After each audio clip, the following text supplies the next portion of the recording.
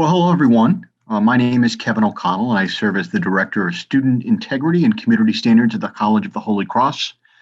It's so exciting to be able to look forward to your return for so many of you, and look forward to some life and some reinvigoration of our campus community.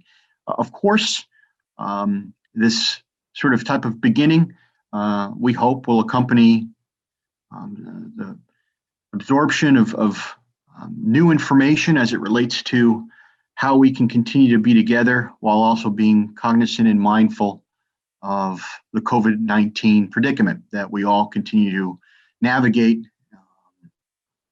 each and every day. And so when we talk about the Student Integrity and Community Standards Office and our process, when we talk about campus safety and community expectations, certainly the backdrop for most of that, though not all of it, but most of it is going to include some type of context related to COVID-19.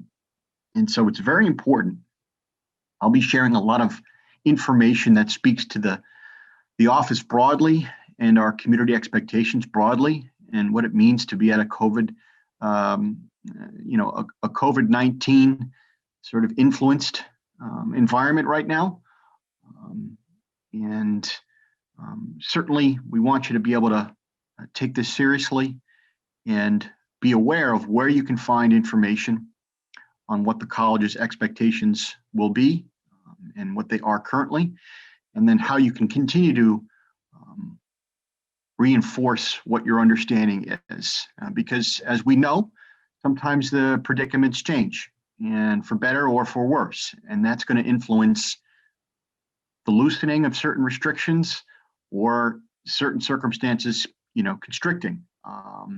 And so it's very important that we help each other through that transition.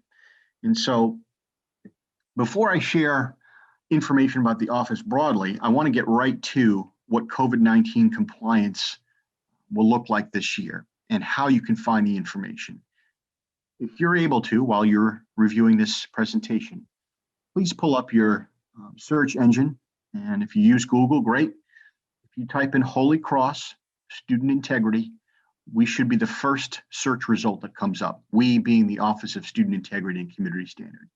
You click on that office, this is the homepage, right? And so you'll see lots of items in the left-hand column specific to our office, but right front and center, you can click on the hyperlink, learn more about COVID-19 compliance. This will be the location where important updates will be brought and will be disseminated to the institution.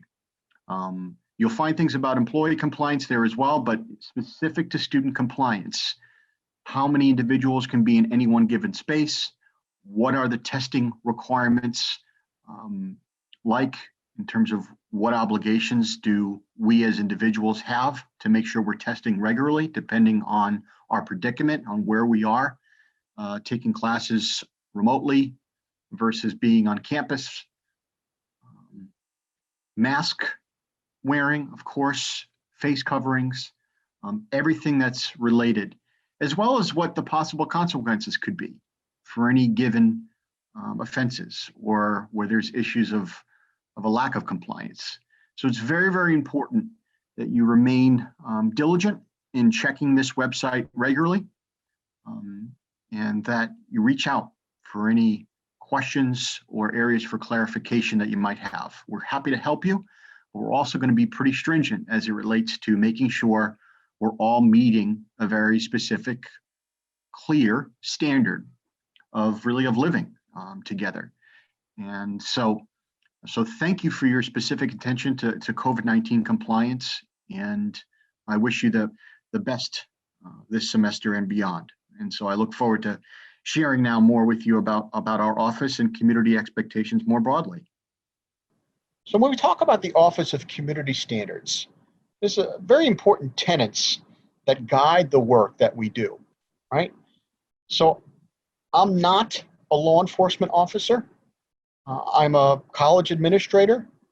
I have been doing this type of work for many years, in the sense that, I do look to engage students who might be struggling in some capacity, or might have exhibited some type of behavior that's raised concerns about their ability to be successful at the college, one way or the other. But ultimately, my staff and my colleagues and I who work with students around the community standards process, we want this to be an educational experience like the many other experiences you'll be having. We want you to be able to experience this type of process and know that our goal, our hope is that you will have benefited in the long run. We see our work as trying to connect students with resources, trying to help students reflect on their decision-making process. So the goal is not to be punitive. The goal is not to have a process that resembles something you might see on TV, on Law and Order, right? We aren't a criminal body. We're not tasked with figuring out, was a law broken? We work with the policies of the college as it relates to specific behaviors, some of which we'll touch upon briefly, but ultimately to see, hey, was there a policy violation that occurred here? What's the information that's available to indicate that might have happened? Or if there wasn't, how can we intervene with you all? How can we intervene and hopefully resolve a conflict that someone might be having?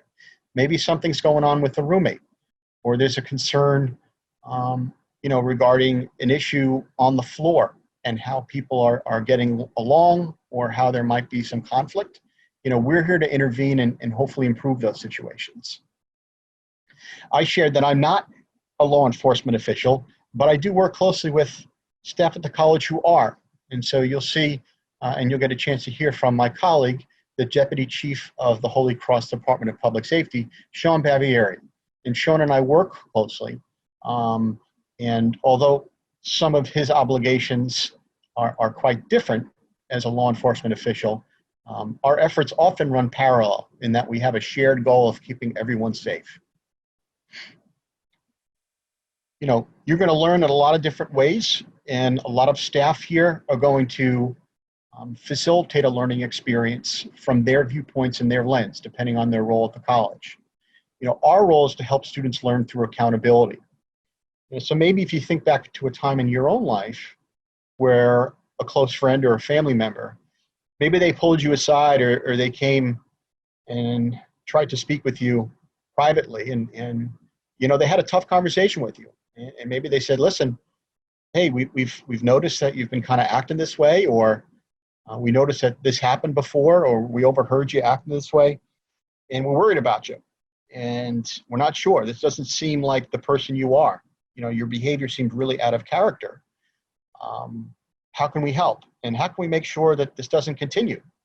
Those types of conversations, even in my own life, wound up to be highly beneficial and really impactful on my life when I think back to some of my younger years, and sometimes even in more of my recent life experiences. So we see our roles as similar to that, in the sense that it's out of care and concern for our students that we intervene. And it's out of respect for them and their intelligence and the role they play at the college that we do pursue a learning moment through accountability. Now, the vast majority of situations, those accountability moments allow for a student to redirect and further or better align their decisions with their goals. There are a few small handful of situations each year that might involve having a discussion with a student and a family about leaving the institution for a period of time. Those are not the majority by any stretch. They are usually a small handful of situations, but that is also something that might be facilitated through our office. If there are continued behaviors that are negative upon a student, or impacts other students or community members adversely, these things might result eventually in having to look at really the overall relationship the college has with any given student. I say that because it's important for students to know that the trajectory of certain disciplinary issues, if they continue, or if on a singular basis they're very, very serious. But overall, we see our role here as student retention, and we want to help you have the most productive, healthy experience as possible. Certainly, as it relates to our Jesuit mission, our work closely aligns with this idea of, what do we owe to one another? What are our obligations to each other? How do our decisions impact those around us? And, this is not a place where we encourage students to just take care of themselves and sort of go out and get theirs at no cost to anyone else. We're very focused on living in community and what that means. So I certainly want to encourage you, and I'll share this on the next slide, to visit and take a look at our community standards document, which is a pretty comprehensive document. But for the purposes of our time on this presentation, here are some sort of commonly cited behavioral expectations. And what I mean by that is that these are often behavioral issues that surface. Either folks are having questions about them, there might be allegations that come up that there could have been a violation, or we're just spending time doing more education on these, right? Because our community standards document addresses a lot, right? It might talk about everything from, you can't have fireworks in the residence hall, right? We aren't allowed to have large gambling rings on campus, right? But those are fairly uncommon occurrences. But there are more frequent occurrences that we want to make sure are really clear up front. And again, you might be saying to yourself, well, yeah, but I'm not going to be on campus. So what does health and safety in a residence hall have to do with my current experience beginning in September? Totally understandable. And again, that's why I think it's important to consider the applicability of this now, thinking about this, but also sort of saying, well, I might be home for several weeks, but I can take this now and maybe have conversations with my family and my parents to talk about how this could impact me in the future. We have a pretty high threshold in terms of health and safety expectations in the residence halls, right? So you'll learn from residence life personnel when you do take occupancy in your room, specific stipulations about, not having things hanging over pipes, not covering smoke detectors, right? Not having hot plates. You can't have open candles. So if you got one from a friend's wedding, as a token take home, you want to leave that at home. Those are not things that we want in the residence halls.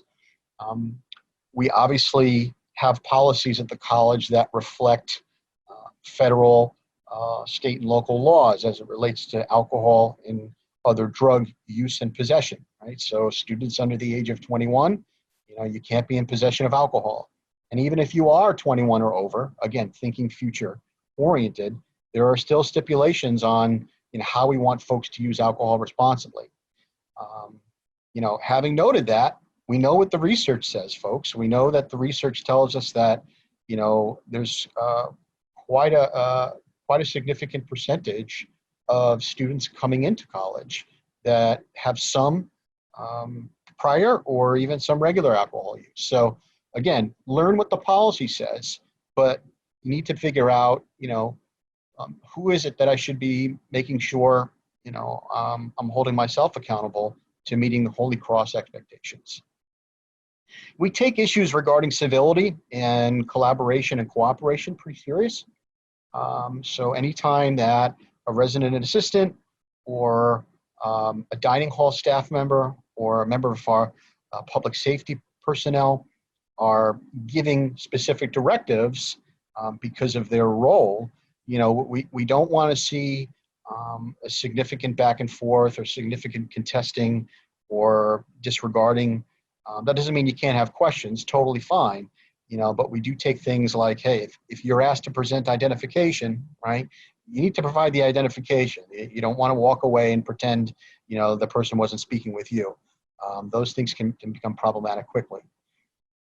Anything related to the risk of jeopardizing health and safety, one's own health and safety or the health and safety of others, again, that's going to result in a pretty clear and quick response from the Community Standards Office. So we want to make sure that At no point are we making concessions when it comes to student health and safety issues. It's important to note that in the interest of serving one another and looking out for each other, the institution practices a very good Samaritan approach when it comes to issues related to medical emergencies, or if, let's say, you or your friend or your peer might have been using alcohol or other drugs, and they might need some help. They might be feeling sick, they might be feeling disoriented, they're not sure where they are.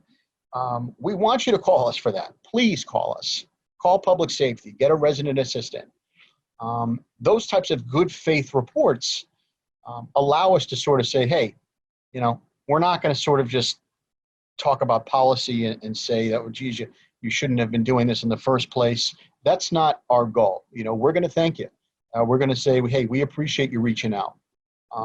And ultimately, making sure that this health and safety issue is addressed, and that if there's any education that can come of it, that's also a part of our response.